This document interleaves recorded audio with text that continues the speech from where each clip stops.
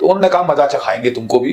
तो वो हेलीकॉप्टर से उससे बड़ी तोप लेके आए जिसको बोलते हैं L60 और ताबड़तोड़ फायरिंग शुरू की हमारे पोस्ट पे कि हमारी फौज की अब बहुत बेइज्जती हुई है। कैसे साहब बैरल चला दिए थे, ये लोग सब हट के पीछे गए, सारे बंकर फोड़ दिए, मैं बड़ी मुश्किल से बचा, मेरे को फायर नहीं करने दिया इन लोगों ने। रेडियो पे मेरे को लिया, बख्शी तो पागल है, वहां से हट, मैं एक अपना कर्नल नहीं खोना चाहता।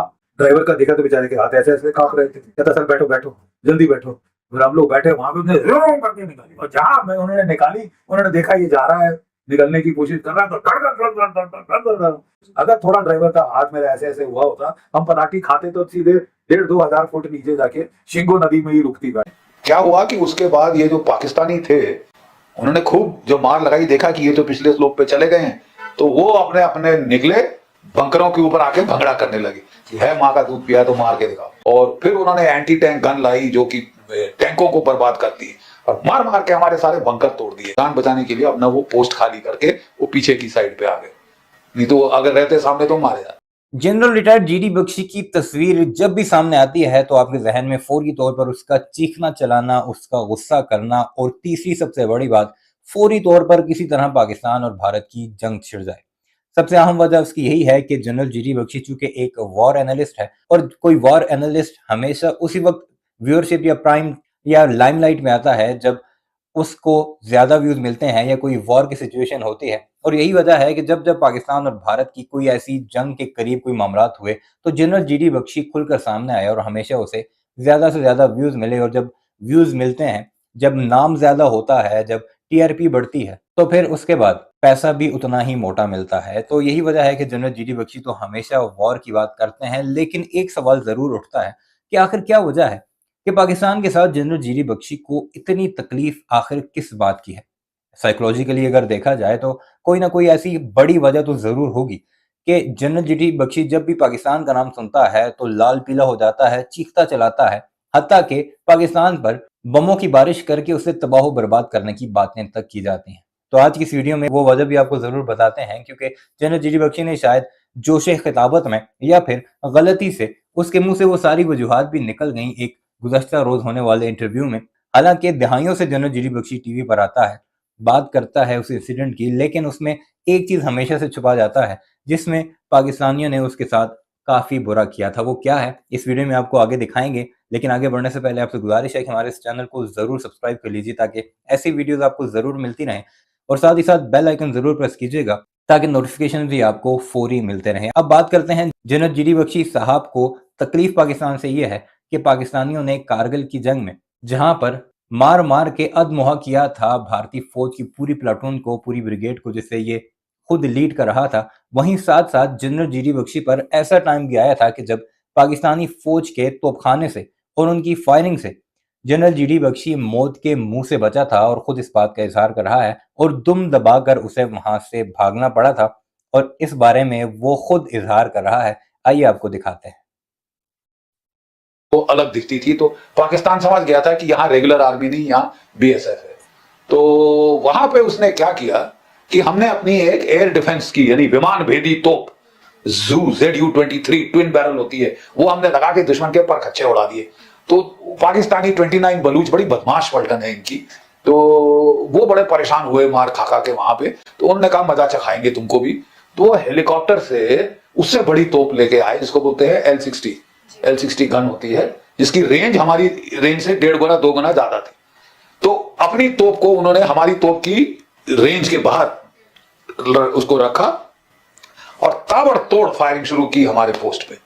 उन्होंने गलती ये की थी कि हम लोग ना विंटर के लिए वहां पे मट्टी के तेल, केरोसिन ऑयल के बैरल पहुंचाते हैं ताकि वो अपनी खाना पीना वो वहां पे ऑयल कुकर पे बना सकें और क्या कहते हैं वो अपने बंकर में बुखारी जला के गर्म कर सके।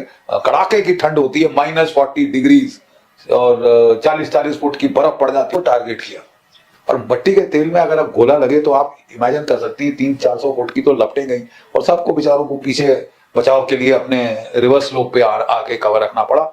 और फिर उन्होंने एंटी टैंक गन लाई जो कि टैंकों को बर्बाद करती है और मार मार के हमारे सारे बंकर तोड़ दिए। तो उन्होंने बीएसएफ ने जान बचाने के लिए अपना वो पोस्ट खाली करके वो पीछे की साइड पे आ गए, नहीं तो अगर रहते सामने तो मारे जाते। एक मेरा जवान था लांस हवलदार राजेश सिंह, जिसको बाद में मरणोपरांत सेना मेडल मिला। वो अपनी जो विमान भेदी तोप थी एयर डिफेंस गन, उसके साथ उसने मोर्चा नहीं छोड़ा।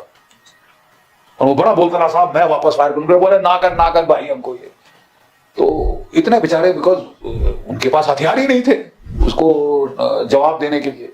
तो वो लोग फिर, उनके जो कमांडेंट थे, असिस्टेंट कमांडेंट, उन्होंने बोला भाई बस हो गई है, भी बच्चों को बचाओ और उनको इस साइड पीछे जाके ले आओ। तो वहां पे क्या हुआ कि उसके बाद ये जो पाकिस्तानी थे, उन्होंने खूब जो मार लगाई, देखा कि ये तो पिछले स्लोप पे चले गए हैं, तो वो अपने अपने निकले, बंकरों के ऊपर आके भंगड़ा करने लगे कि है माँ का दूध पिया तो मार के दिखाओ। और इन्होंने फायर नहीं करने दिया। तो मैंने कमांड ली थी, तब कमांड नहीं ली थी, ये मेरे आने के पहले हुआ था।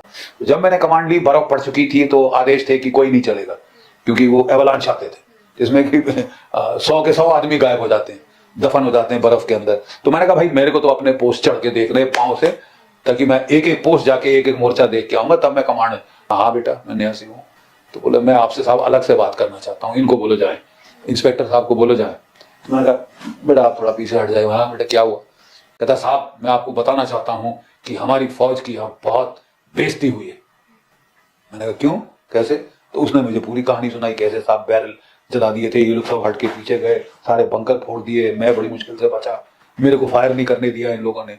और कहता साहब लेकिन बात यह है, वो बेइज्जती नहीं है, बेइज्जती यह है कि ये 29 बलूच के सामने है, ये अपने बंकर पे आके इन्होंने भंगड़ा किया कि कुछ करना कर सकते हो तो करके दिखाओ। बड़ा फायर हो रहा है सर।